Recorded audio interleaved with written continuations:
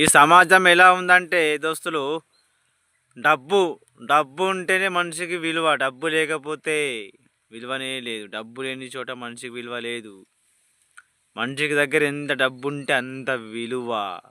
వాడు చెడ్డోడైనా ఎసంటోడైనా లంగన దొంగన ఆలోచించు లేదు.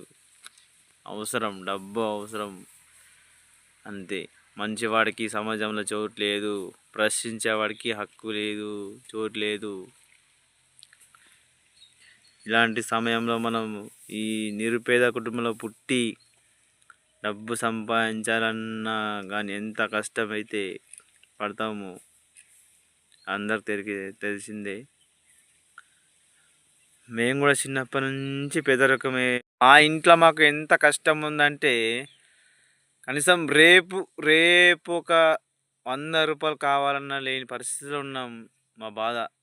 దయచేసి ప్రభుత్వం చెప్తున్నా, దండం పెడుతున్నా, 2 చేతులు పెట్టి రైతు బంధు త్వరగా వేసి మాకు హెల్ప్ చేస్తారని మా చాలా ద్వారా మీకు కోరుకుంటున్నాను.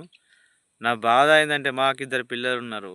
వాళ్ళకి ఎప్పుడు దవాఖాన తిరగాలి. లేదంటే వాళ్ళకు ఇంటికాడ ఒక వారం రోజులు మంచిగా ఉంటారు, వారం రోజులు దవాఖాన, వారం రోజులు మంచిగా ఉంటారు, వారం రోజులు దవాఖాన.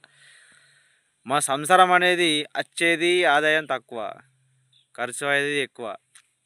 వచ్చేది మా ఆదాయం వేలల్లా, ఖర్చు అయితేమో లక్షలల్లా. ఇలా ఉంది మా బాధ. చెప్పుకుంటే ఒక నిరుపేద కుటుంబ బాధ చెప్పుకోబడుతుంది. ఎలా ఉందంటే ఈరోజు ఎవ్వరికి చెప్పుకోలేనంత గోసుంది.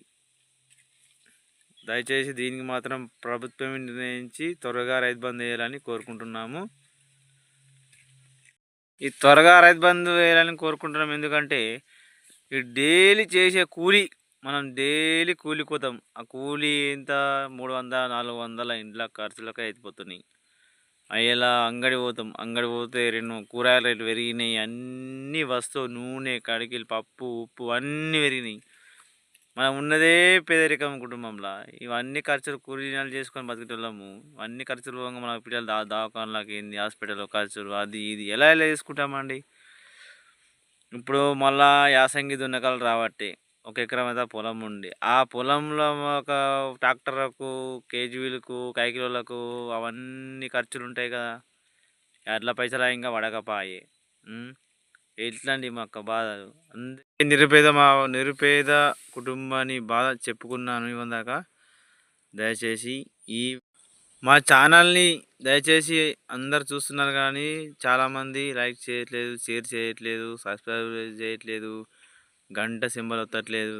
ప్లీజ్ చూస్తున్నారు, సబ్స్క్రైబ్ చేసుకోండి, లైక్ చేయండి, షేర్ చేయండి. నిరుపేదగా ఒక కుటుంబం నుంచి వచ్చి ఛానల్ పెట్టాను. దయచేసి ఎంకరేజ్ చేయండి. మీలాంటి వాళ్ళు ఎంకరేజ్ చేస్తేనే మాలాంటి వాళ్ళు ముందుకు సాగగలరు.